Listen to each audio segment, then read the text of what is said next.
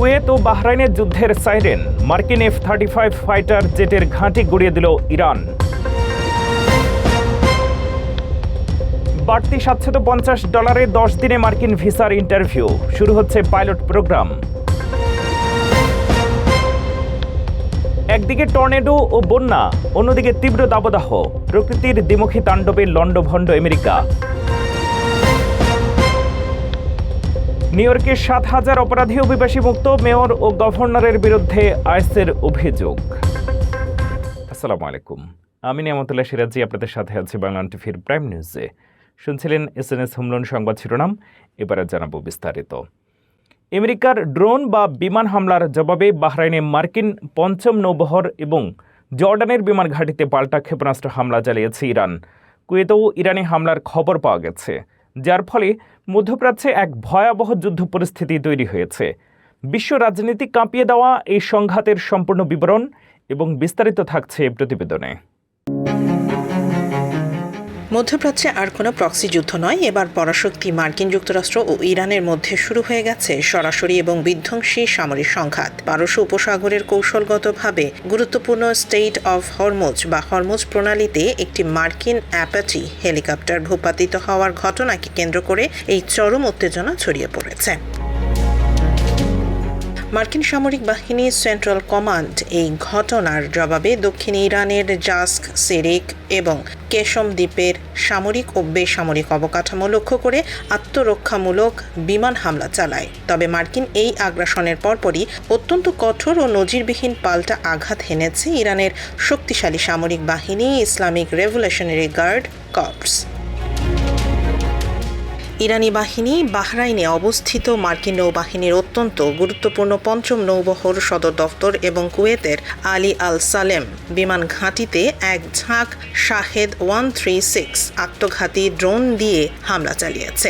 একই সাথে জর্ডানের আজরাক বিমান ঘাঁটিতে দূরপাল্লার সলিড ফুয়েল ব্যালিস্টিক ক্ষেপণাস্ত্র নিক্ষেপ করেছে তেহরান। ইরানের দাবি, তারা মার্কিন ঘাঁটির F-35 ফাইটার জেটের হ্যাঙ্গার এবং একটি প্রধান কমান্ডো অ্যান্ড কন্ট্রোল সেন্টার সহ একাধিক গুরুত্বপূর্ণ লক্ষ্যবস্তু ধ্বংস করেছে। এই হামলার পর কুয়েত ও বাহরাইন জুড়ে বিমান হামলার সাইরেন বেজে ওঠে এবং তাদের আকাশ প্রতিরক্ষা ব্যবস্থা সক্রিয় করা হয়। ইরানের পররাষ্ট্রমন্ত্রী আব্বাস আরাঘচি ওয়াশিংটনকে চরম হুঁশিয়ারি দিয়ে বলেছেন, আমেরিকা তাদের সংকল্পের পরীক্ষা নিচ্ছে এবং কোনো আক্রমণই অনুত্তরিত থাকবে না। তিনি স্পষ্ট ভাষায় বলেন, নিরাপদে থাকতে চাইলে আমাদের অঞ্চল ছেড়ে চলে যান। এই সরাসরি সংঘাতের ফলে পুরো মধ্যপ্রাচ্য এখন এক ভয়াবহ আঞ্চলিক যুদ্ধের দ্বার প্রান্তে দাঁড়িয়ে আছে। যুক্তরাষ্ট্রের ক্যালিফোর্নিয়ায় এক প্রযুক্তি নির্বাহী জামশেদ ঘুমিকে ইরানের পরমাণু কর্মসূচির জন্য নিষিদ্ধ মার্কিন প্রযুক্তি সরবরাহের অভিযোগে গ্রেফতার করেছে ফেডারেল কর্তৃপক্ষ। অভিযোগে বলা হয়েছে, দীর্ঘদিন ধরে জটিল নেটওয়ার্কের মাধ্যমে সরঞ্জাম পাচার করা হতো। বিষয়টি মার্কিন জাতীয় নিরাপত্তা ব্যবস্থার বড় দুর্বলতা হিসেবে দেখা হচ্ছে। বিস্তারিত থাকছে রিপোর্টে।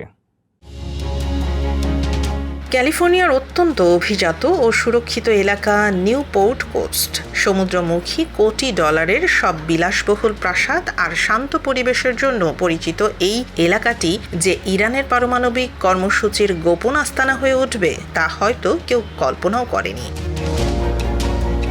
আমেরিকার জাতীয় নিরাপত্তাকে বুড়ো আঙ্গুল দেখিয়ে দীর্ঘ এক দশক ধরে ইরানের কাছে মার্কিন প্রযুক্তি পাচার করার অভিযোগে গ্রেফতার হয়েছেন জামশেদ ঘুমি নামের 63 বছর বয়সী এক প্রযুক্তি নির্বাহী। মার্কিন বিচার বিভাগের দাবি, যুক্তরাষ্ট্র ও ইরানের দ্বৈত নাগরিকত্ব থাকা এই ব্যবসায়ী 2011 সাল থেকে ইরানের পারমাণবিক প্রকল্প এবং দেশটির এলিট ফোর্স IRGCর কাছে অত্যন্ত সংবেদনশীল মার্কিন সরঞ্জাম সরবরাহ করছিলেন। শুরুটা হয়েছিল খুব সাদামাটাভাবে, নিজের ব্যক্তিগত ইবে এবং পেপ্যাল অ্যাকাউন্ট ব্যবহার করে। পরবর্তীতে এটি রূপ নেয় এক বিশাল চোরাচালান নেটওয়ার্কে। তদন্তকারীদের মতে শুধু 2014 থেকে 2018 সালের মধ্যেই প্রায় 275 টন এন্টারপ্রাইজ হার্ডওয়্যার পাচার করেছে এই চক্র।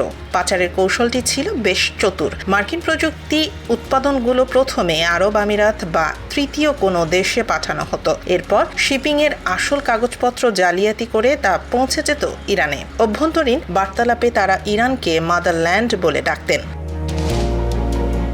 এই পাচার চক্রের মাধ্যমে প্রায় $15 মিলিয়ন লেনদেন হয়েছে ব্রিটিশ ভার্জিন আইল্যান্ডস, হংকং ও তুরস্কের অফশোর অ্যাকাউন্টের মাধ্যমে।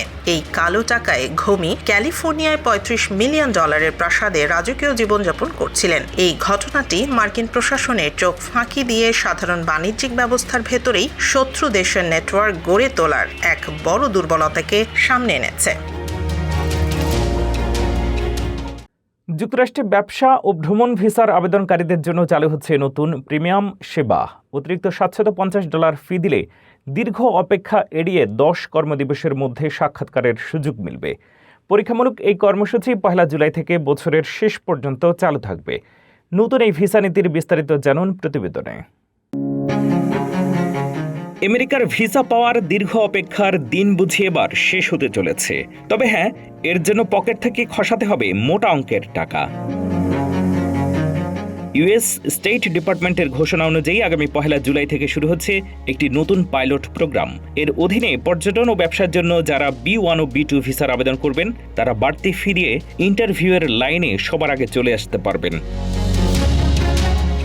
সাধারণত ভিসার ইন্টারভিউ ডেট পেতে মাসের পর মাস, এমনকি কোনো কোনো দেশে 1 বছরেরও বেশি সময় অপেক্ষা করতে হয়। কিন্তু এখন থেকে অতিরিক্ত $750 প্রিমিয়াম ফি দিলে মাত্র 10 কার্যদিবসের মধ্যে ইন্টারভিউর অ্যাপয়েন্টমেন্ট নিশ্চিত করা যাবে। কোনো লিখিত কারণ বা বিশেষ সুপারিশ ছাড়াই মিলবে এই সুযোগ। তবে এই সুবিধা সবার জন্য বাধ্যতামূলক নয়, এটি সম্পূর্ণ ঐচ্ছিক। মূল আবেদন ফি $185 সাথে এই প্রিমিয়াম ফি যোগ হয়ে মোট খরচ দাঁড়াবে প্রায় $935, যা অনেক দেশের সাধারণ মানুষের জন্য বেশ আকাশচুম্বী। ইমিগ্রেশন আইনজীবীদের মতে বাড়তি টাকা দিলে ইন্টারভিউ দ্রুত পাওয়া যাবে ঠিকই, তবে ভিসা পাওয়ার কোনো গ্যারান্টি কিন্তু নেই। তাছাড়া ইন্টারভিউ পরবর্তী প্রশাসনিক কাজের সময়টুকু আগের মতোই লাগবে। আপাতত 31 ডিসেম্বর পর্যন্ত নির্দিষ্ট কিছু মার্কিন দূতাবাসে পরীক্ষামূলকভাবে এই সেবা চলবে। এরপর চাহিদা ও কার্যকারিতা বিবেচনা করে প্রশাসন সিদ্ধান্ত নেবে এটি স্থায়ী করা হবে কিনা। আমেরিকায় ধেয়ে আসা ভয়াবহ ঝড়ে 3 কোটিরও বেশি মানুষ চরম ঝুঁকিতে পড়েছেন। কানসাস সহ বিভিন্ন রাজ্যে বিদ্যুৎহীন হাজারো পরিবার। ইন্ডিয়ানায় বন্যার পানিতে ভাসছে লাইভ পাওয়ার লাইন। পাশাপাশি 19 মিলিয়ন মানুষ তীব্র দাবদাহের কবলে পড়েছেন, যেখানে হিট ইন্ডেক্স 108 ডিগ্রি ছুঁতে পারে। প্রাকৃতিক এই তাণ্ডবের বিস্তারিত থাকছে প্রতিবেদনে। আমেরিকার একটি বিশাল অংশ জুড়ে ধেয়ে আসছে তীব্র ঝড়, বিধ্বংসী শিলাবৃষ্টি এবং টর্নেডো। সেন্ট্রাল প্লেন্স থেকে গ্রেট লেক পর্যন্ত প্রায় 3 কোটি মানুষ এই চরম আবহাওয়ার উচ্চ ঝুঁকিতে রয়েছেন। ইতিমধ্যে কানসাস রাজ্যে ঝড়ের তাণ্ডবে 35,000-এরও বেশি ঘরবাড়ি সম্পূর্ণ বিদ্যুৎহীন হয়ে পড়েছে। নর্থ ডাকোটা থেকে টেক্সাস পর্যন্ত ঘন্টায় 75 মাইলেরও বেশি বেগে বয়ে যাওয়া ঝোড়ো বাতাস চারপাশ লণ্ডভণ্ড করে দিচ্ছে। আবহাওয়ার সবচেয়ে ভয়াবহ রূপ দেখা গেছে ইন্ডিয়ানার লেন্সভিলে। সেখানে রেকর্ড পরিমাণ বৃষ্টিতে আকস্মিক বন্যা দেখা দেয়ায় মানুষ জীবন বাঁচাতে বাড়ির ছাদে আশ্রয় নিতে বাধ্য হয়েছেন। উদ্ধারকারীরা স্পিড বোট নিয়ে দুর্গতদের উদ্ধারে নেমেছেন। বন্যার পানিতে বিপজ্জনকভাবে ভাসছে গ্যাস সিলিন্ডার এবং লাইভ বিদ্যুতের তার। এদিকে শিকাগো, মিনিয়াপলিস এবং মিলওয়াকির মতো বড় বড় শহরগুলো এখন সরাসরি টর্নেডো এবং প্রবল শিলাবৃষ্টির কবলে পড়তে যাচ্ছে বলে সতর্কতা জারি করা হয়েছে। ঝড় বন্যার বিপরীত দিকে আমেরিকার অন্য প্রান্তে চলছে তীব্র দাবদাহ। মিনেসোটা থেকে টেক্সাস পর্যন্ত প্রায় 1,90,00,000 মানুষ চরম তাপ প্রবাহের সতর্কতায় রয়েছেন। অনেক শহরে হিট ইন্ডেক্স বা গরমের তীব্রতা 108 ডিগ্রি ছাড়িয়ে গেছে। এই দাবদাহ ওয়াশিংটন ডিসি এবং ফিলাডেলফিয়ার দিকে অগ্রসর হয়ে পুরনো সব রেকর্ড ভেঙে দিতে পারে। একদিকে বন্যা আর টর্নেডো, অন্যদিকে তীব্র দাবদাহ। প্রকৃতির এই দ্বিমুখী আচরণে চরম সংকটে সাধারণ মার্কিনীরা। আমেরিকার সামাজিক নিরাপত্তা ও মেডিকেয়ার তহবিল আগামী 10 বছরের মধ্যে বড় সংকটে পড়তে যাচ্ছে বলে নতুন এক প্রতিবেদনে সতর্ক করা হয়েছে। ক্রমবর্ধমান খরচে 2032 সালের মধ্যেই সোশ্যাল সিকিউরিটির অবসরকালীন ফান্ড খালি হতে পারে, যার ফলে কমতে পারে অবসরজীবীদের ভাতা। মার্কিন নাগরিকদের ভবিষ্যৎ নিয়ে তৈরি এই সংকটের বিস্তারিত থাকছে রিপোর্টে।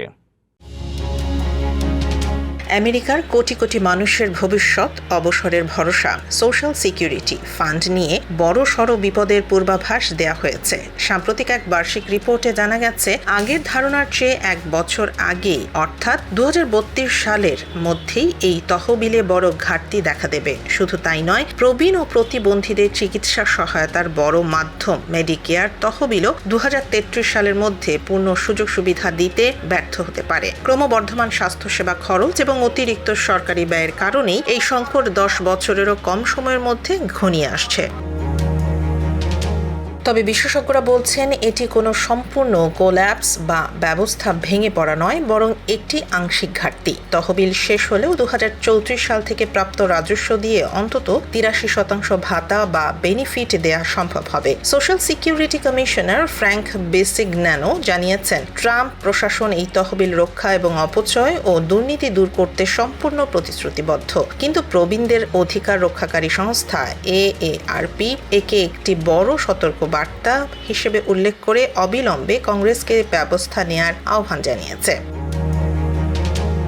বর্তমানে আমেরিকার প্রায় 7 কোটি মানুষ মেডিকেয়ার সুবিধার আওতায় আছেন। প্রায় 40 বছর আগে শেষবার এই ফান্ডের যোগ্যতা অর্জনের বয়সসীমা 65 থেকে বাড়িয়ে 67 করা হয়েছিল। ভোটের রাজনীতিতে অজনপ্রিয় হওয়ায় বছরের পর বছর মার্কিন আইন প্রণেতারা এই গাণিতিক সমস্যার স্থায়ী সমাধান এড়িয়ে গেছেন। ট্রাস্টিরা সতর্ক করেছেন, আগামী প্রজন্মের ওপর এই বড় আর্থিক বোঝা চাপিয়ে না দিয়ে এখনই জরুরি আইনি সংস্কার করা প্রয়োজন। নিউ ইয়র্কের স্যাংচুয়ারি সিটি নীতির তীব্র সমালোচনা করে খুন ও শিশু নির্যাতনের মতো জঘন্য অপরাধে দণ্ডিত বেশ কয়েকজন অবৈধ অভিবাসীকে গ্রেফতার করেছে ফেডারেল ইমিগ্রেশন সংস্থা। আইসের দাবি, স্থানীয় প্রশাসনের বেপরোয়া আইনের কারণে হাজারো কুখ্যাত অপরাধী খালাস পেয়ে যাচ্ছে, যা সাধারণ মানুষের নিরাপত্তাকে চরম ঝুঁকিতে ফেলছে। আমেরিকায় অবৈধ অভিবাসন ও অপরাধ নিয়ে নিউ ইয়র্কের বুকে শুরু হয়েছে এক তুলকালাম কাণ্ড। একদিকে ট্রাম্প প্রশাসনের কড়াকড়ি, অন্যদিকে নিউ ইয়র্কের স্থানীয় ডেমোক্রেট প্রশাসনের স্যাংচুয়ারি সিটি নীতি। এই দুয়ের মাঝে পড়ে রাজ্যটির আইনশৃঙ্খলা পরিস্থিতি এখন চরম সংঘাতের মুখে। সম্প্রতি মার্কিন ইমিগ্রেশন অ্যান্ড কাস্টমস এনফোর্সমেন্ট বা আইস নিউ ইয়র্কের গভর্নর ক্যাথি হুকল এবং নিউ ইয়র্ক সিটির মেয়র জোহরান মামদানির বিরুদ্ধে এক বিস্ফোরক ক্ষোভ উগরে দিয়েছে। আইসের দাবি, এই দুই শীর্ষ রাজনীতিকের অদূরদর্শী ও দায়িত্ব জ্ঞানহীন নীতির কারণে নিউ ইয়র্কের রাস্তাঘাটে বুক ফুলিয়ে ঘুরে বেড়াচ্ছে ভয়ঙ্কর সব অপরাধীরা।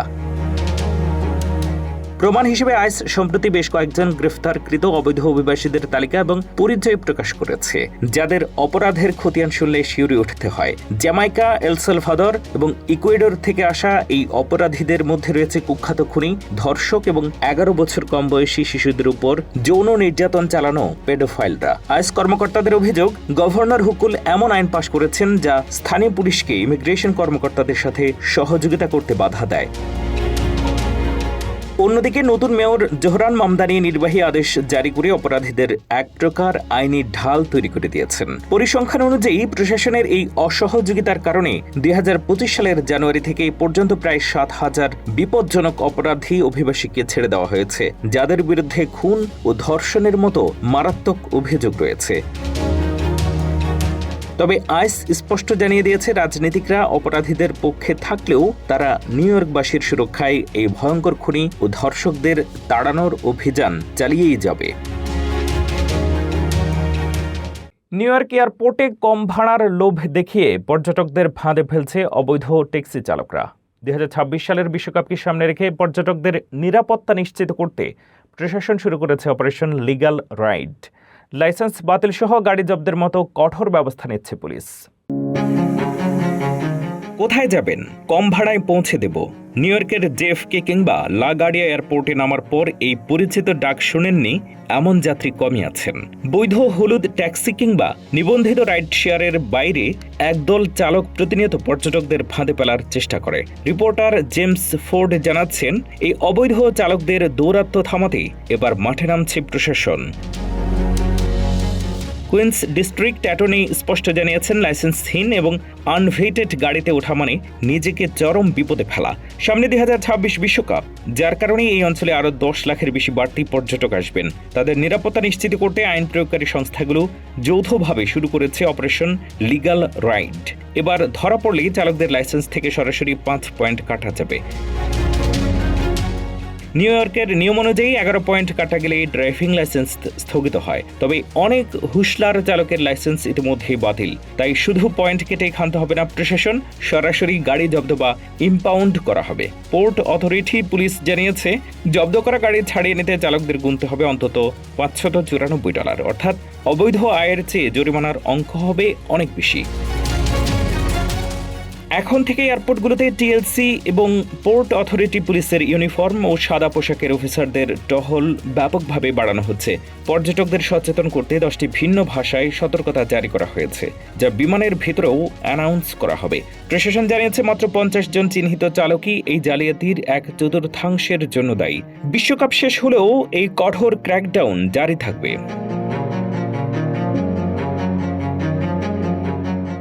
নিউ ইয়র্ক সিটির ক্ষুদ্র বাড়িওয়ালাদের দেউলিয়া করতে mayor Zohran Mamdani rent fridge বা ভাড়া বৃদ্ধির উপরে নিষেধাজ্ঞা আরোপের চক্রান্ত করছেন বলে তীব্র ক্ষোভ দেখা দিয়েছে।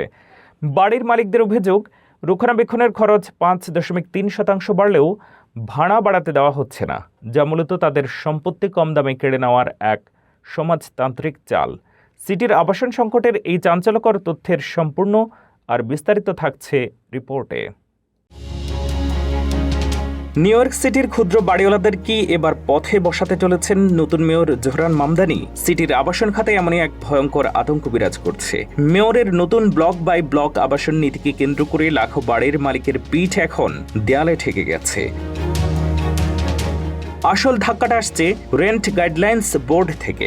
মেয়রের মনোনীত সদস্যদের নিয়ন্ত্রণে থাকা এই বোর্ড সিটির প্রায় 10 লাখ রেন্ট স্ট্যাবিলাইজড অ্যাপার্টমেন্টের ভাড়া বৃদ্ধির উপরে সম্পূর্ণ নিষেধাজ্ঞা বা রেন্ট ফ্রিজ আরোপ করতে যাচ্ছে। ভোক্তা মূল্যসূচক অনুযায়ী গত 1 বছরে বাড়ি রক্ষণাবেক্ষণের খরচ বেড়েছে 5.3%, অথচ বোর্ড ভাড়া বাড়াতে চায় সর্বোচ্চ 2%। গত 10 বছর ধরে বাজারের খরচ বাড়লেও বাড়িওয়ালাদের ভাড়া বাড়াতে দেওয়া হয়নি। ফলে ছাদ মেরামত, প্লাম্বিং বা হিটিংয়ের খরচ জোগাতে গিয়ে দেউলিয়া হওয়ার উপক্রম হাজারো অভিবাসী ও ক্ষুদ্র মালিকের। সমালোচকদের দাবি, এটি মেয়রের এক সুদূর প্রসারী রাজনৈতিক চক্রান্ত। ক্ষুদ্র মালিকদের ঋণের সাগরে ডুবিয়ে তাদের সম্পত্তি বাজার মূল্যের চেয়ে কম দামে কেড়ে নেওয়া হবে, আবার তা তুলে দেওয়া হবে মেয়রের বামপন্থী বন্ধুদের অলাভজনক সংস্থার হাতে। বড় কর্পোরেট ল্যান্ডলর্ডদের সাথে তাদের এক করে দেখা বন্ধ হোক। আগামী 25শে জুনের ভোটে কি ক্ষুদ্র বাড়িওয়ালারা বাঁচার মতো ভাড়া বৃদ্ধির অনুমতি পাবেন, নাকি মেয়রের সমাজতান্ত্রিক নীতির বলি হবেন?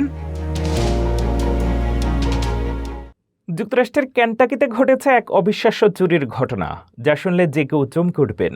কর্মক্ষেত্র থেকে বাড়ি ফিরে এক দম্পতি দেখলেন চোরেরা তাদের আস্ত বাড়িটাই চুরি করে নিয়ে গেছে। লিস্টার হার্স্ট এবং হেলেনা পিটার্স দম্পতি 2019 সালে নিজেদের নকশায় একটি কাস্টম টাইনি হোম বা ছোট বাড়ি তৈরি করেছিলেন। গত বছর বাড়িটি তারা কেন্টাকির বার্নিং স্প্রিংসের একটি জমিতে স্থানান্তর করেন। গত 31 মে কাজ শেষে বাড়ি ফিরে তারা দেখেন, যেখানে তাদের সুন্দর বাড়িটি থাকার কথা সেখানে কেবল কাদা আর চাকার দাগ পড়ে আছে। চোরেরা রাতের আধারে বাড়ির তালা কেটে হিচলক ভেঙে আস্ত বাড়িটি গাড়ির পেছনে বেঁধে টেনে নিয়ে পালিয়ে যায়। শুধু বাড়ি নয়, ভিতরে থাকা তাদের সমস্ত ব্যক্তিগত মালামাল এবং মৃত বাবার স্মৃতিবিজড়িত ছবিও চুরি হয়ে গেছে। বেমানা থাকায় এই দম্পতি এখন সর্বশান্ত। বর্তমানে একটি ট্রাভেল ট্রেলারে দিন কাটানো এই দম্পতি নিজেদের বাড়িটি ফিরে পেতে সামাজিক যোগাযোগ মাধ্যম ও পুলিশের সাহায্য চাচ্ছেন। মিশিগানের ওয়ারেন সিটিতে স্থায়ী ক্রিকেট মাঠ নির্মাণের প্রস্তাব অনুমোদনের জন্য সিটি কাউন্সিল ও সিটি প্রশাসনকে সম্মাননা জানিয়েছে মিশিগান বাংলাদেশ ক্রিকেট অ্যাসোসিয়েশন। সপার্কে ক্রিকেট মাঠ নির্মাণের সিদ্ধান্তকে কেন্দ্র করে সোমবার আয়োজিত সম্মাননা ও নৈশভোজ অনুষ্ঠানে অংশ নেন মেয়র, সিটি কাউন্সিল সদস্য, কমিউনিটি নেতৃবৃন্দ এবং ক্রিকেট সংগঠকরা। বিস্তারিত রিপোর্টে। ওয়ারেনের রয়্যাল বেঙ্গল কুইজিনে গত 8 জুন অনুষ্ঠিত হয় মিশিগান বাংলাদেশ ক্রিকেট অ্যাসোসিয়েশনের আয়োজনে এক সম্মাননা ও নৈশভোজ অনুষ্ঠান। সব পার্কে স্থায়ী ক্রিকেট মাঠ নির্মাণের প্রস্তাব অনুমোদনের জন্য ওয়ারেন সিটি কাউন্সিল এবং সিটি প্রশাসনের প্রতি কৃতজ্ঞতা জানাতেই এই আয়োজন করা হয়। অনুষ্ঠানে বক্তারা বলেন, ওয়ারেনে বসবাসকারী বৃহৎ বাংলাদেশি আমেরিকান কমিউনিটির মধ্যে ক্রিকেট দীর্ঘদিন ধরে জনপ্রিয় একটি খেলা। তবে একটি স্থায়ী ক্রিকেট মাঠের অভাব ছিল স্থানীয় ক্রিকেট প্রেমীদের অন্যতম বড় চাওয়া। অনুষ্ঠানটি সঞ্চালনা করেন BCAMI এর কমিটি সদস্য ইন্নাস আল রাজি। সংগঠনের সভাপতি তায়েফুর রহমান এবং ভাইস চেয়ারম্যান সাইয়েদ আহমেদ তাদের বক্তব্যে মিশিগানে ক্রিকেটের ক্রমবর্ধমান জনপ্রিয়তা এবং নতুন মাঠের গুরুত্ব তুলে ধরেন। অনুষ্ঠানে উপস্থিত ছিলেন ওয়ারেন সিটির mayor Lori Stone, council president Angela Rogensues, mayor pro tem Dave Dwyer, council vice president Melody Magee, Jonathan Lafferty, Mindy Moore, Gary Boike ও হেনরি নিওয়ান সহ সিটি প্রশাসনের একাধিক অফিসিয়াল ডেলিগেটস।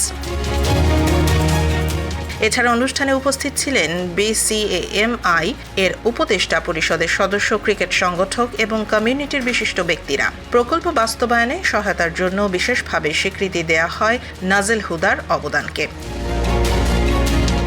বক্তব্যে মেয়র লরি স্টোন এবং councilman Jonathan লেফার্টি ক্রিকেটের প্রসার ও community উন্নয়নে BCAMI এর ভূমিকার প্রশংসা করেন। তারা ওয়ারেনে ক্রিকেটের ধারাবাহিক বিকাশে ভবিষ্যতেও সহযোগিতার আশ্বাস দেন।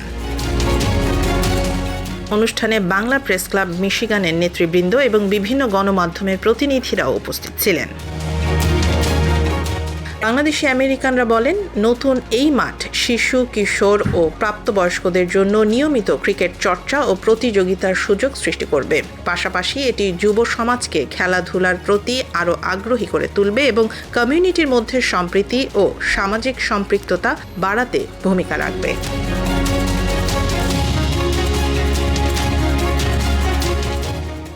এই ছিল বাংলাদেশ টিভির প্রাইম নিউজে। পরবর্তী প্রাইম নিউজ দেখার আমন্ত্রণ জানিয়ে শেষ করছি এখানেই। এতক্ষণ সাথে থাকার জন্য ধন্যবাদ।